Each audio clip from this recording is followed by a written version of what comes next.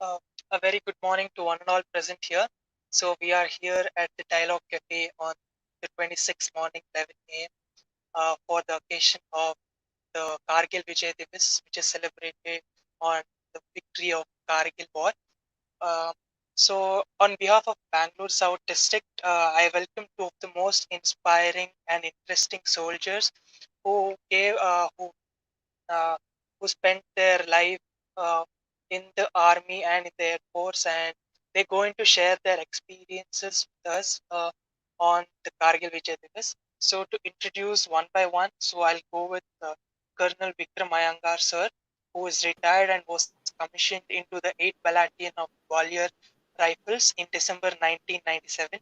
He has served in almost all operational theaters, including Jammu Kashmir, Ladakh, Assam, Manipur, Arunachal Pradesh, Sikkim, besides being a military observer in the United Nations mission in Sudan. He successfully commanded his own unit, 8 Gwalior Rifles in Ladakh. The unit won a gold medal in an international combat patrolling competition at Wales, UK, under his leadership. Colonel Vikram Iyengar sir has been cited for gallantry and distinguished service a number of times, and is thrice a recipient of Chief or Vice Chief of Army Commendation. He has tentated several important staff assignments in his service, which included Military Operations Directorate in Army Headquarters, Chief Logistics Officer in an Infantry Brigade, and Chief Operations Officer of Karnataka and Kerala sub-area before taking premature retirement. I welcome you, sir.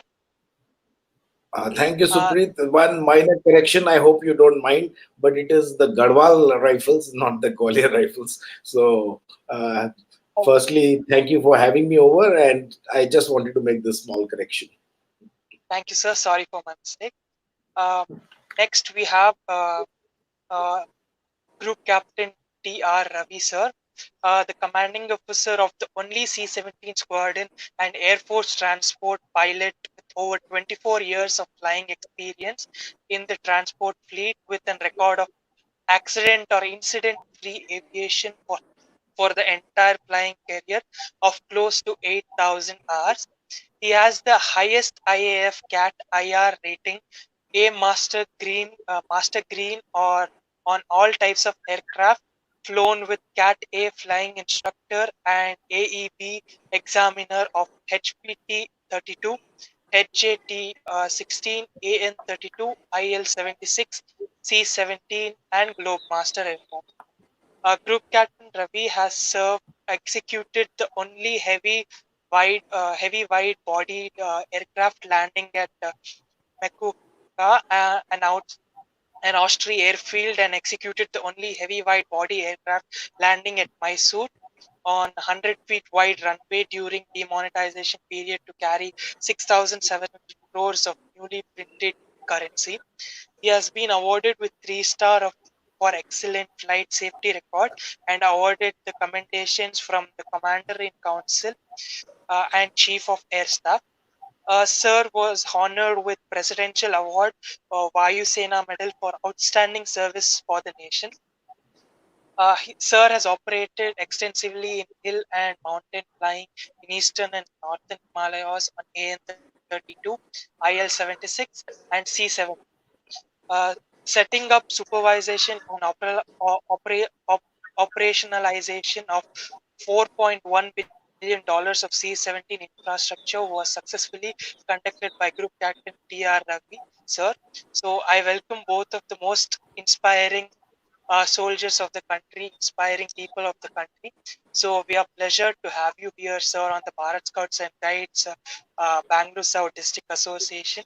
On behalf of the District Commissioner and District Secretary and all the district members, I welcome both of you. So now I hand over it to Group Captain T.R. Ravi sir and Colonel Vikram sir. So I request you to inspire all the young people across the country who's watching it live in Facebook and YouTube. Thank you, Supreet. Thank you very much. And today is a very important day for us, Kargil Diwas Day. And I, on behalf of everybody I congratulate everybody for having this successful mission long time back. Now, before we go through this factual narrative of the Kargil war, it's very important for everybody to understand that what is the background of this operation and what is this battlefront about. It's something like, if I have to give you an example, in the scouts, you're given an adventure wherein you're supposed to cross over a particular river, and then you're given resources as a group joint exercise. Now, before you understand to do this mission, you have to understand what this crossing of river is about, what are the resources you have, and then plan accordingly. So it is very important for everybody to understand before we actually go about the narrative of the Kargil operations, to understand the battlefront, to understand the terrain. So all this, I would like to request Colonel Vikram, retired, to give you a little bit more insight to this so that you will understand as and when we talk about the sequence of events. So Vikram, over to you. Thank you so much, Group Captain Ravi. And thank you for bringing that little example of the resources and how the mission, even in our adventure activities, leads to something like that. So, all of you young people out there, firstly, happy Kargil Diwas. Now, before coming on to the battle per se, let's try and understand what kind of the terrain or what were the imperatives which were going into this battle, which was one of the most recent examples of a high altitude battle anywhere in the world. So, since a lot of our viewers are from Bangalore and Karnataka, so I can just take an example of the Nandi Hills. Nandi Hills is located at the top is located at a height of about 4,800 feet above sea level. And and when you come to Kargil, you are talking about between 16,000 and 18,000 feet above sea level. So multiply Nandini Hill maybe 3 times or 3.5.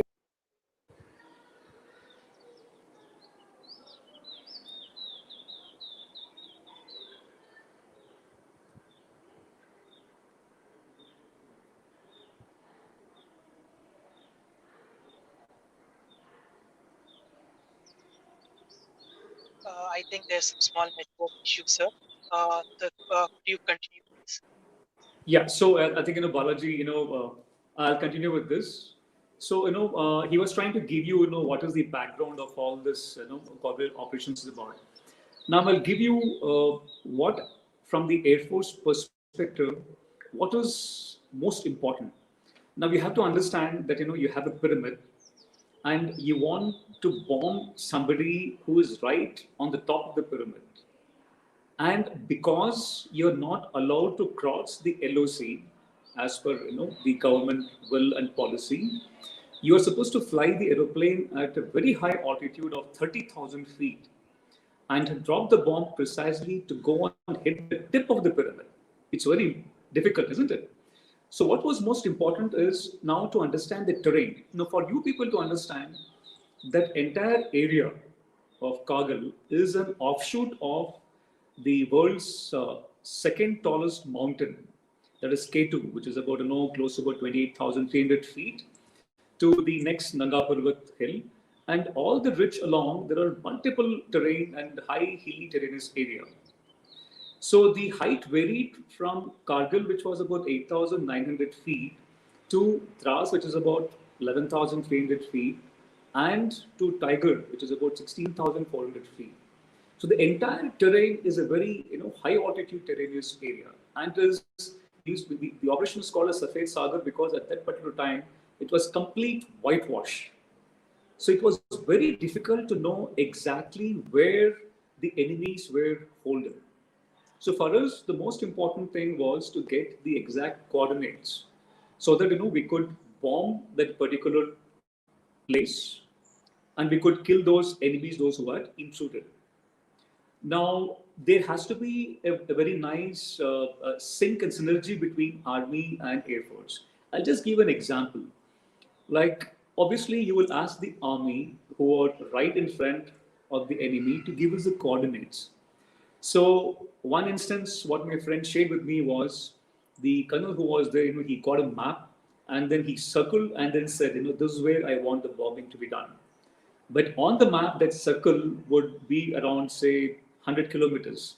So we had to explain to the colonel that you have to put a dot there to ensure that exactly the coordinate between just about 500 meters by 5. Even that is pretty large. So the importance of coordinate is very, very important.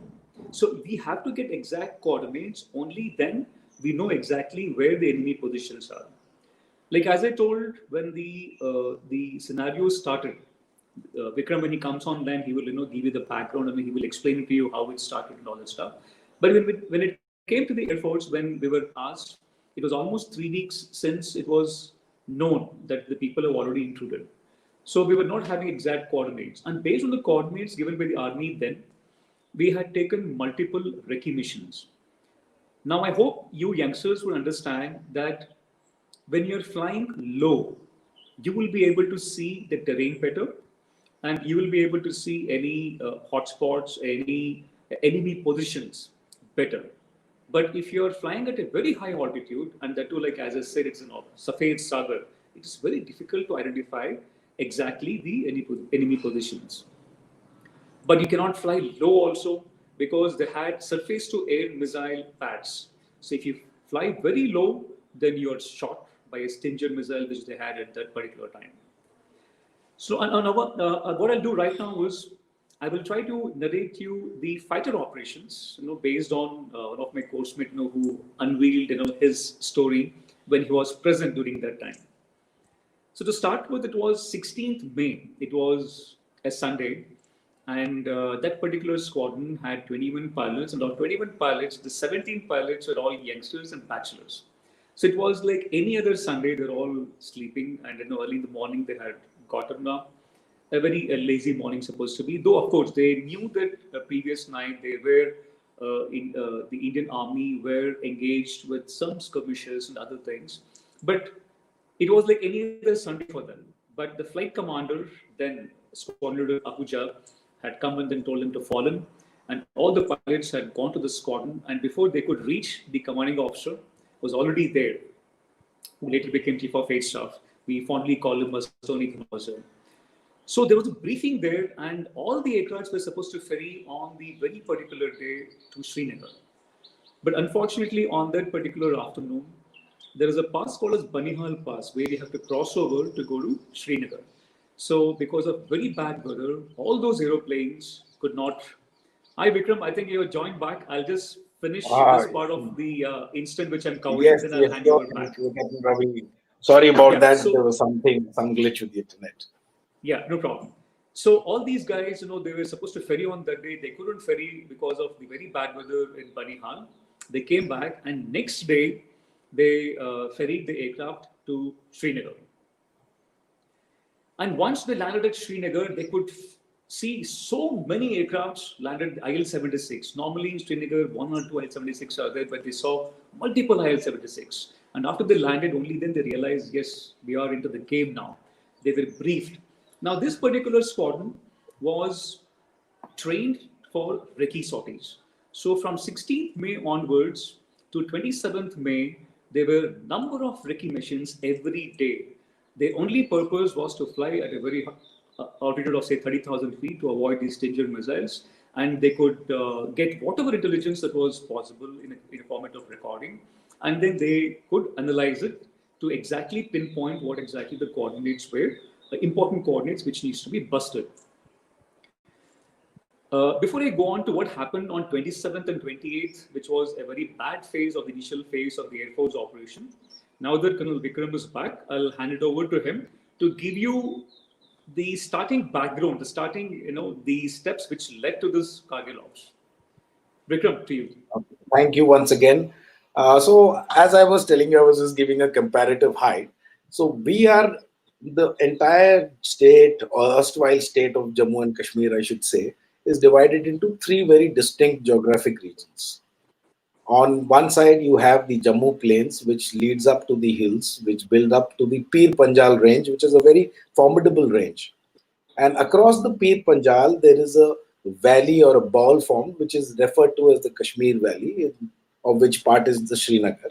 And then when you again cross these mountains towards the north and east, you have to cross over the Zojila Pass, which is a very treacherous pass, and it is normally closed during the winter months due to heavy snowfall. And that is when you enter into the area which we call Ladakh. And Ladakh itself has two very distinct geographic regions. Towards the west, that is Kargil, right up till the Zojila Pass, Moscow Valley. It is commonly referred to as Western Ladakh. And beyond Nimu, Leh, and so on towards the border with or the line of actual control with China, we have the region known as Eastern Ladakh. So the main difference between this has to be understood to understand how the battlefield is. Whereas Eastern Ladakh consists of mainly a plateau area, and it is interspersed with very, very dominating heights in excess of, in many areas, it's in excess of 6,000 meters above sea level. In the western part of Ladakh, it is following the valley of various rivers. We have got the Dras, the Suru, and partly the Indus rivers. And the heights are, there is no plateau per se. These small towns which Group Captain Ravi was speaking about, that is Dras and Kargil, these are formed in the valley. So, and now the National Highway 1, which connects Jammu region, the Srinagar, that is the Kashmir Valley, as well as Ladakh, is passing through these areas of the Mashko Valley, Dras, Kargil. Then it goes onward toward the eastern part of Ladakh and ends up at Leh. So this is a vital link for all the troops who are positioned in both parts of the region. And these heights, which witnessed the Kargil war, they oversee and they directly observe this National Highway 1. I am sure Group Captain Ravi would have already told you about. Now, coming on to what were the precursors or what were the preliminary steps, events which took place in both these countries and what led to it. So first, we have to understand that Pakistan has always smarted after the 1971 war. Since then, they have that agenda that somehow they will keep this Kashmir issue alive. The second part is that both the countries had recently tested their nuclear capabilities, and perhaps Pakistan had thought that now that they had a credible deterrent in the form of a nuclear weapon, they could perhaps go into a kind of a limited battle without um, the uh, the kind of fear that India is the only nuclear power in the region. The second and the third, sorry, important thing is that these, in case he cuts off the national highway, that means that in some way he could stop the logistic effort which is required by the troops who are deployed in the Siachen region. And with that, maybe force India to withdraw. And the last compulsion possibly is that they wanted to internationalize the Kashmir issue, which has always been an agenda with them. So I suppose by now you would have got a clear idea that what were the events which led up to it and what kind of terrain we are talking about. I do not have a photograph at this moment, but any of you who use proficient with Google Earth, you can see the relative heights of that area. So now coming to what were the sequence of events which take place, I already told you about the tests conducted by both the nations. In fact, there was a Lahore declaration by our erstwhile the former Prime Minister, Mr. Atal Bihari Vajpayee, and actually things seemed that they were quite under control. But between February and April, Pakistan had pushed in what were initially thought to be irregulars. That when we talk about irregular, we say that there is a part of the army which is called the regular forces, and then you have those who are not aligned to any particular organization per se. They are non-state actors, or you can call them that they are willing to participate on their own. So these are normally referred to as uh, non-state actors, or you can call them irregulars. However, there is no doubt in our mind that this was a mixed force, but we did not know it at that point of time. So we only discovered what had happened, that there are certain posts which, due to the severity of the winter, used to be left vacated during the winter months, and only patrols used to go and confirm whether these defenses are intact or not. And about 132 posts, right from Mashko Valley towards the west, up till the Siachen region, that is the Chor Batla and the Turtuk region onto the east, were occupied by Pakistani forces. And unfortunately, we did not come to know about it at that time. It was only around 5th of May that a patrol led by Captain Saurabh Kalia uh, went to examine the state of these defenses, and this patrol got ambushed. The entire patrol team was tortured and right up to death, and that is when we realized that this infiltration had taken place. But whether they were regulars, army troops from Pakistan, or whether they were the so-called Mujahideen, we still did not have any credible evidence to state that. And initially, it was thought that since they were mostly Mujahideen or irregulars, some local level actions to evict them would suffice. And accordingly, local level actions in that area, which I might also tell you that there was only one formation that time. One formation in the army parlance means about, say, 24 to 2500 troops, which were taking care of that whole area. And these local level actions did not yield any results. In fact, we suffered some huge casualties, and that is when we realized that we would perhaps need a more concentrated response from the Air Force, not only to help us assimilate that what is the level and extent of infiltration, but in support us in any way they can. I'll hand you over to Group Captain Ravi now for the balance of the narrative.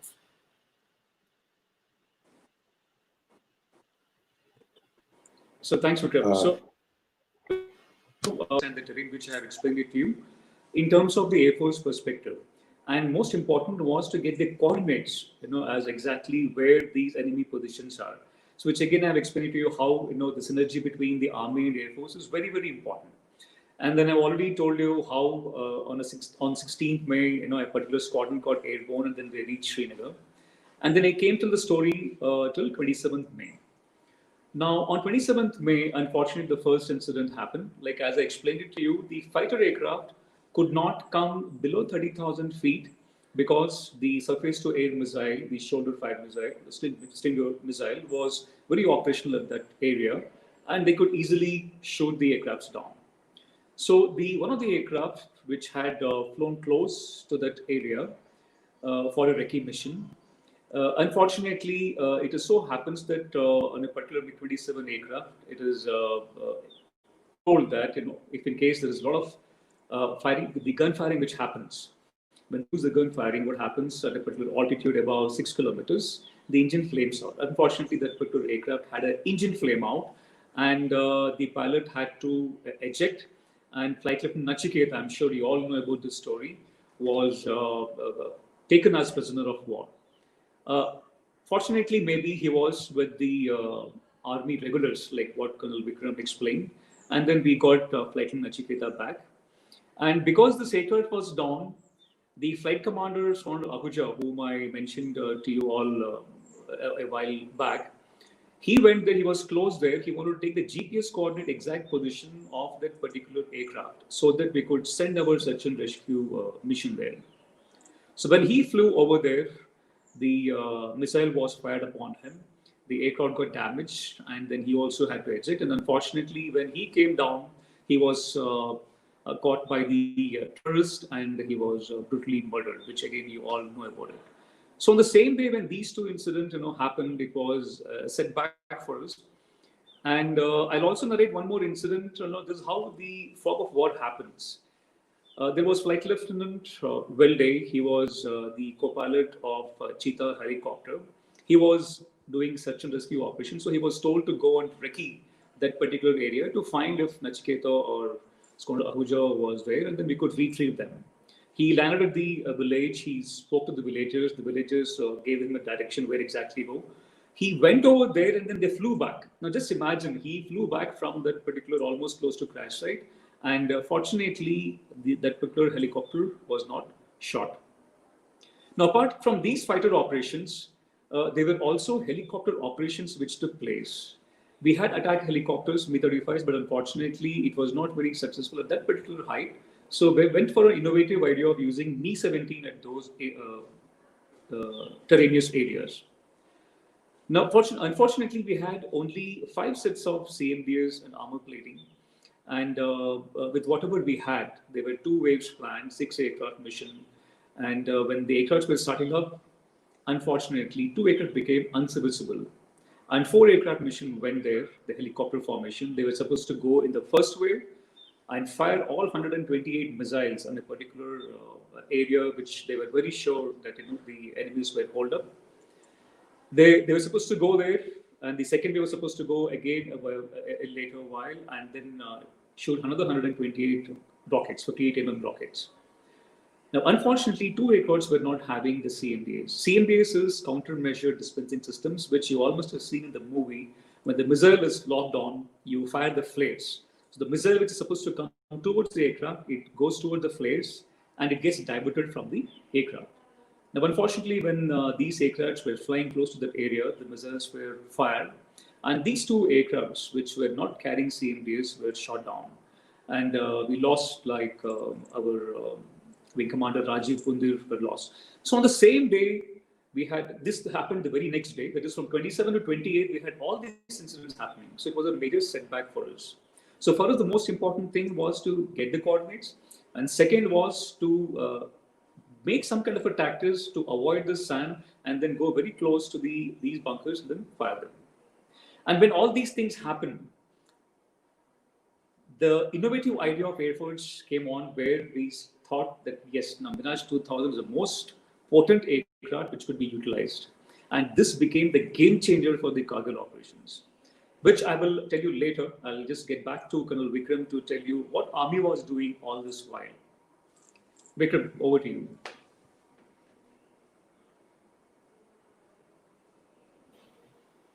Thank you so much, Group Captain Ravi. Now, as I have already explained to the terrain of the battlefield, and let's further subdivide it now. If you have to kind of imagine in your mind that you are standing on the National Highway 1 Alpha, which is on the valley of this entire huge big mountain range, and then you are looking towards your north, and then you see these very dominating heights which are stretching as far as the eye can see. And as Group Captain Ravi had brought out in part of his narrative, that these are all sort of offshoots of the second highest mountain range in the world, which is the K2. So you can imagine the kind of heights. And so when you see towards your east, we are first talking about the Mashko Valley. Thereafter, we have the Dras Kargil Heights, which includes the Stololing feature, which is now quite famous. In fact, most of us have heard these names perhaps after for the first time after the Kargil War, but it is common folklore now. You have the Tiger Hill complex. And then further east to that is the Batalik sector, and you have heights like Jubar, and then finally Chor Batla more towards the glacier, and a height also called as 0.5770, which was perhaps the easternmost part of the battlefield, and it was also the highest point which the Indian Army fought and successfully captured, and I shall tell you more about it subsequently. So when initially now it was confirmed now that the Air Force had also suffered a few casualties, our assaults with the local brigade groups did not work. There was a call for mobilizing more troops. So more troops from the Army's Eastern Command and the Central Command, they were rushed to that area. And initially, the forces which were already present in the Kashmir Valley were rushed in to help and salvage the situation. And that is what was done, but it was extremely difficult because, as I said, these heights which the Pakistanis had occupied were directly overlooking the national highway, and therefore they were observing pinpoint artillery fire onto these roads, and it became difficult for the army transport teams to move up at all. So, thanks in part to the help of the Air Force by targeting some of these areas, and in the cover of darkness, these forces were moved up. And then small brigade is, as I told you earlier, it's about 2,000 2,400 troops, and battalion, which is between 400 to 800 men who are available, which carried out these actions. And unlike a plane where perhaps one man can take on another man, we call it a 1-to-1 ratio. In super high altitudes like this, which you have to understand, firstly, it is the height itself, climbing a gradient of that kind, which is 70-80 degree slopes. The second part is that you have to visualize that the temperatures during the night time, no attack could be possible in the day when you are under observation. So it was in the night, with temperatures even in the summer months would go down to minus 15 degrees centigrade. And the third and the biggest disadvantage, perhaps, at fighting at these altitudes is that you have got oxygen only 40% of what is normal. So, but it was decided that first we will make these operations into three parts. In the first part, we will get rid of the Pakistanis who have direct observation on the national highway. Once that is done, we can induct more forces, and then the second phase of the operation would be to throw back the intruders from back across the line of control where they had come from. And the third phase consisted of those areas which were slightly away but would help us, which needed to for the entire operation to be successful.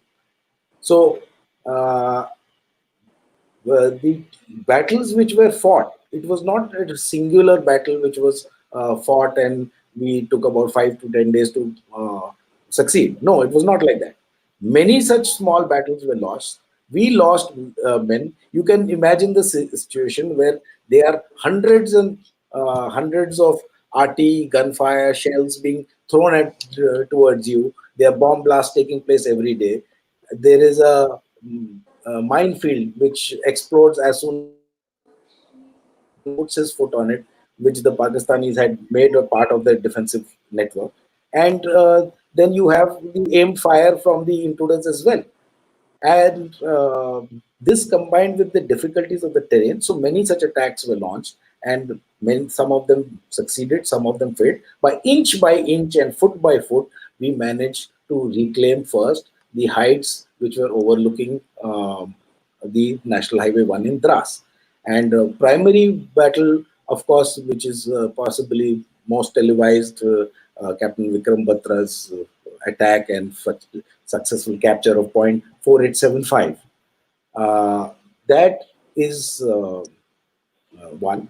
Second thing is that after that you have the Tololing complex. Now the Tololing complex extends from Tiger Hill and goes further eastwards, and it is not just one complex or one post which has to be captured.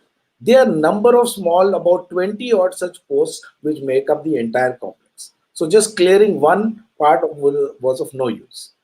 And uh, the operational method which was used was that first our air force and the artillery would be used to sort of soften up these targets, make it possible for the infantrymen to get into some kind of formation and reach as close to the target as possible.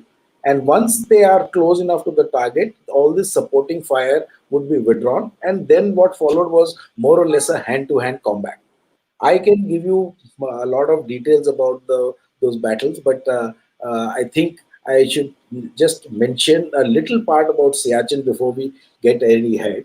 So Siachen is also called the AGPL, and this is the line which separates for the Pakistani troops with us. And this was in the 80s, in fact 84, that there was a scramble that who will reach these heights first from the Pakistan side, they also tried, and from the Indian side, we also tried. And we managed to reach and take most of the glaciated terrain of Siachen into our control. And that operation is called Operation Meghdoot. I just mention it here because Supreet had specifically asked me to mention. And what was the importance of this? That it is the world's highest battleground, everybody realizes. But what maybe people do not realizes that it also controls the gateway from the Aksai Chin to going towards into Pakistan, and part of this border road initiative by our other neighbor in the east, that is China. So that is the importance. Operation Meghdoot is an ongoing operation. I will not discuss more about it just because Preet asked, so I mentioned it here. And one of the battles, which is 0.5770, did take place in this area. But before I come into 0.5770, I would like to tell you a little more about the Tiger Hill, because this was a very good example of jointmanship between the Army and the Indian Air Force. And I would hand you over back to Group Captain Ravi to just give you an insight into how the Air Force helped out the ground forces in recapturing this. Right. So, Yeah, thank you, Vikram. So, I was now telling you that Mirage 2000 became the game changer of the entire operations. We had used all aircraft like MiG-21, 27, 25s, everything was used. And finally, we had to come out with something which is very innovative to ensure that for the first time, probably in the world, targeting uh, enemy position at a height of 18,000 feet was absolutely, for the first time, it was ever happening. So all this time, Mirage 2000 people, the technicians and the officers, they were brainstorming as how to use this Mirage 2000. Later on, the logisticians realized that they were bombs, which were vintage bombs, which were uh, bought from Spain in 1970s and was intended to be used by Ajit aircraft. This was compatible with Mirage 2000. So the Mirage 2000 started using those bombs, and then they had a better capability of pinpoint drops. So the Mirage 2000 started using all these bombs. One big day was the 16th June. It was a very big day. A typical mission, how it happens is that you can imagine, there are four aircraft, Mirage 2000. All of them have got dumb bombs. When I call dumb bombs, it is not guided. So each of them are carrying 12 to 14 bombs, four aircrafts, and followed by one more Mirage 2000, which has got a laser designated pod and the LGB, the laser guided bomb. So 4 plus 1, 5 aircraft, and also three more aircraft coming into formation with a weapon called as BVR, that is Beyond Visual Range, weapon. So this is a typical package which flew, on 16th June. Not exactly. There's a typical package, which flies. So they flew over the Tiger Hill, and the first mission was over the Motodalo, which was one of the most critical, area of that part. So Muntudhalo was a place where it had become a hub from where all the supplies were going to all the ridges where all these enemies were holed up. So this package went over Muntodalo and bombed the entire area.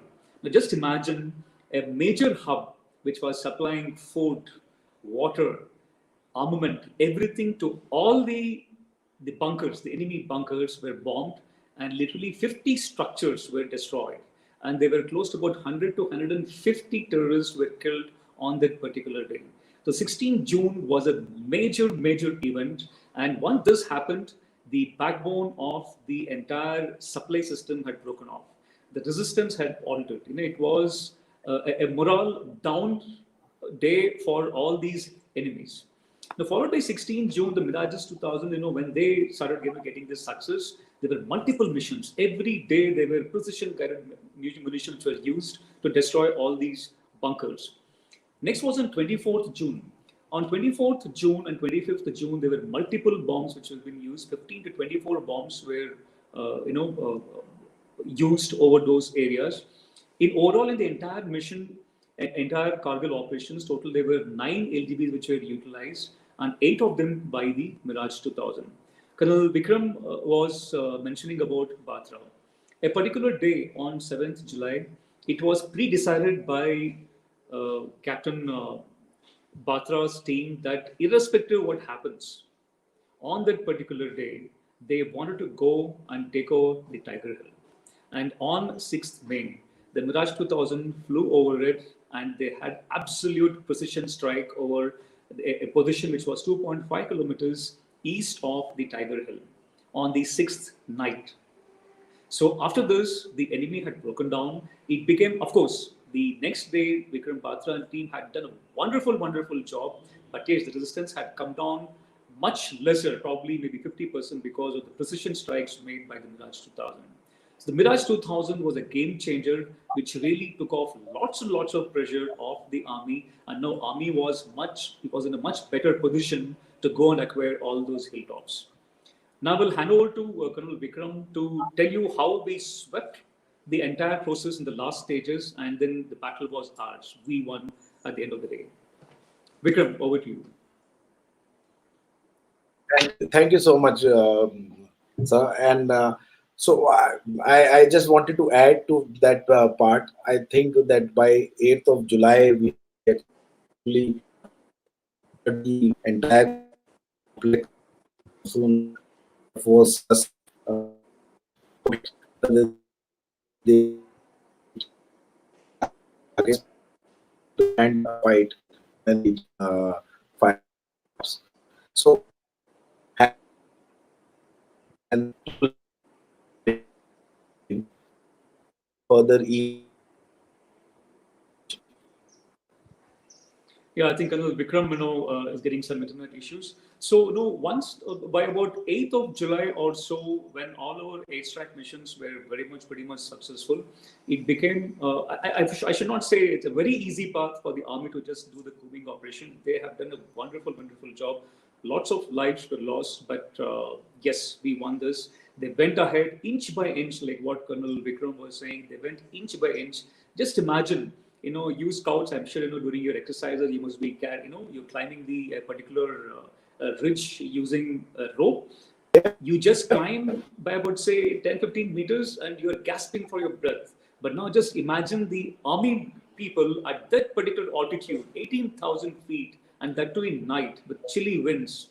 They used to climb inch by inch and took over each and every top hill, which was so important for us. I think Vikram is back with us.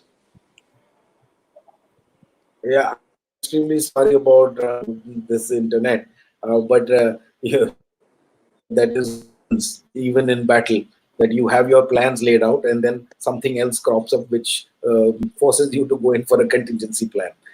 So that is what was happening even in Kargil. Despite our best plan, there was always a few surprises.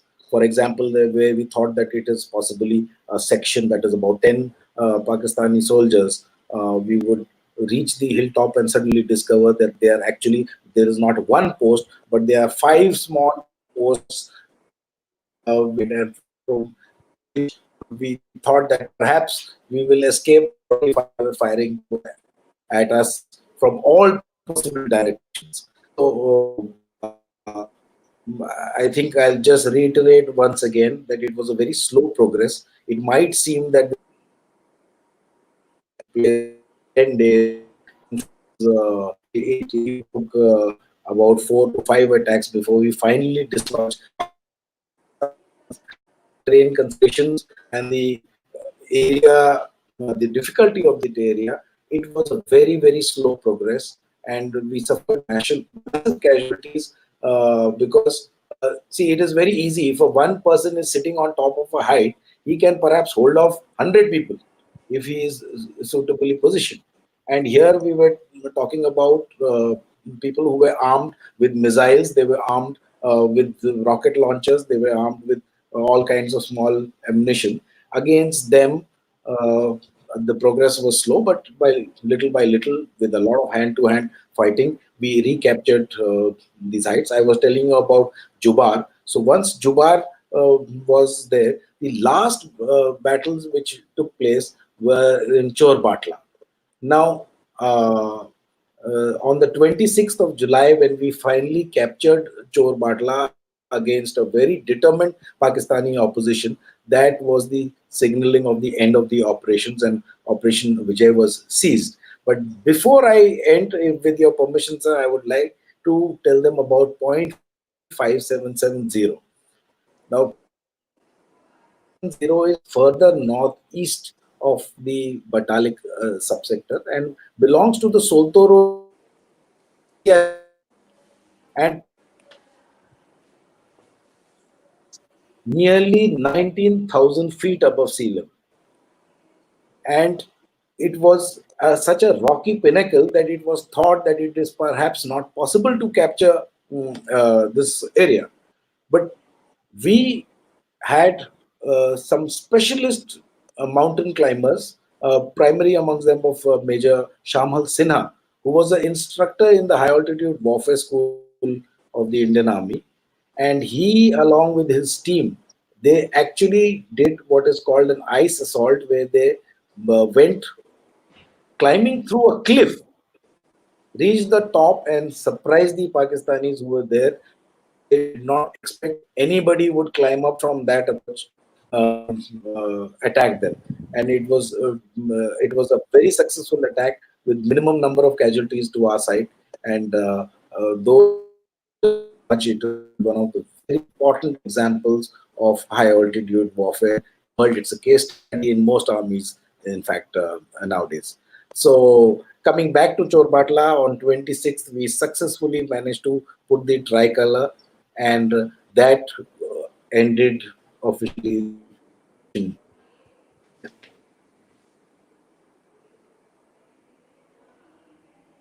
And Vikram, Yeah. from Yeah, I think we lost Vikram again. So I think he has almost covered almost everything till Chor Batla. So Chor Batla was the last phase of the Kargil operations, and finally we succeeded in driving out the entire Pakistani terrorists and militants. So it was a wonderful event. So see, one of the most important thing that you would have realized is that this was ever the first time that we had fought both Army and Air Force. And of course, he already mentioned of Meghdut in 1984. But apart from that, a major conflict which had happened at an average altitude of 18,000 feet. And the synergy between the Army and the Air Force was the best. And we had learned lots and lots of lessons from this war. And that is how now you will see that since last 2 decades, we have had a technological leap in all, whether it is manpower training, whether it is the apparatus, whether it is the men, machine, and material that we have right now, is far superior. In terms of Air Force, now we're going to have Rafale. In fact, actually, next week, the Rafale is going to land, which the state of the art missiles. And I think, if anybody wanted to have this question, that what if again this thing happens now? So what will happen now? Let me tell you that the war will be over within even fewer days because of the assets that we have right now and because of the manpower training that we have done right now, learning from the past. So I think we have come to the conclusion and the end of the Kargil operations. Vikram is back online, and if Supreet, you and your team, if you want to ask any questions in particular, I think we are taking 50 minutes, 10 more minutes. I think we can go ahead with that. Yes, sir. Whoever is interested to ask questions to both the inspiring, so you can ask it in your Facebook page and we'll show it here. So there's this one question from Matthias. Sir, approximately how many terrorists in total and how many locations were they operating from during Kargil? Thank you, Diva, for the question. As I already said, that this was not actually terrorists. We were just thinking they were terrorists, and that is what Pakistan wanted us to believe. But they were mostly regular army troops and troops from the Northern Light Infantry, which was a paramilitary and now part of the Pakistan Army. The terrorist element was there, but there is no proper count. But in total, about 5,000 Pakistani regulars and irregulars mixed, and they had taken over more than 130 odd posts. If that answers the question.